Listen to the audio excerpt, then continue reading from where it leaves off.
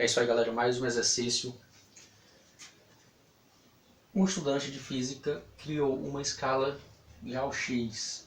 Comparada com a escala Celsius, ele obteve o seguinte gráfico. Ou seja, um estudante de física criou a própria escala X, grau X, e ele comparou com a escala de temperatura em grau Celsius e obteve esse gráfico.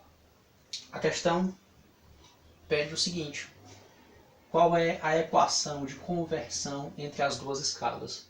Pessoal, sempre que se tratar desse assunto de conversão de temperatura entre escalas, basta você fazer o seguinte: faça duas escalas com as temperaturas. A questão pede para você relacionar. Uma você coloca grau Celsius, a outra grau X, que são essas duas escalas de temperatura que a questão forneceu. Então você pega os valores de referência. Observe no gráfico, ó, o eixo da temperatura em graus Celsius deu 2 pontos de referência, 0 e 100. Você coloca aqui 0 e 100. Aqui no meio você coloca uma temperatura arbitrária, Tc, temperatura em graus Celsius. Observe no eixo da temperatura em grau X, deu 2 pontos de referência também, menos 40 e 20, 120. Então você coloca menos 40, 120. E aqui, temperatura em grau X. Pronto, você tem duas escalas formadas. Agora basta fazer uma relação de razão e proporção entre essas duas e obter uma equação. Vou pegar e fazer o seguinte: vou montar uma relação de proporção entre essa escala, depois igualar com uma relação de proporção dessa escala.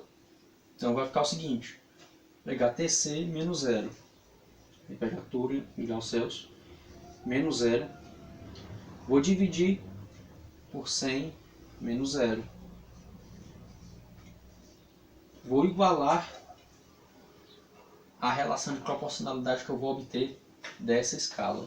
Então vou fazer o seguinte: Tx menos 40 dividido por 120 menos 40, certo? Então, Tc menos 0, Tc, 100 menos 0, 100. Entendido? Tx menos 40 dá Tx mais 40. Dividido por 120 menos 40, 160. Pronto, já obtive uma relação de proporção, uma equação que relaciona essas duas escalas. Eu poderia deixar assim? Posso, mas dá para simplificar. Então, como é que eu posso simplificar isso? Vou fazer o seguinte: pegar esse 160 e passar para esse lado. Então fica 160 sobre 100 vezes Tc igual Tx mais 40. Dá 1,6 Tc igual Tx mais 40. Então eu vou isolar Tx para deixar só em função de Tc. Então Tx vai ser igual a 1,6 Tc menos 40. Ficou negativo porque eu levei para esse lado, então mudou o sinal. Então a resposta é essa.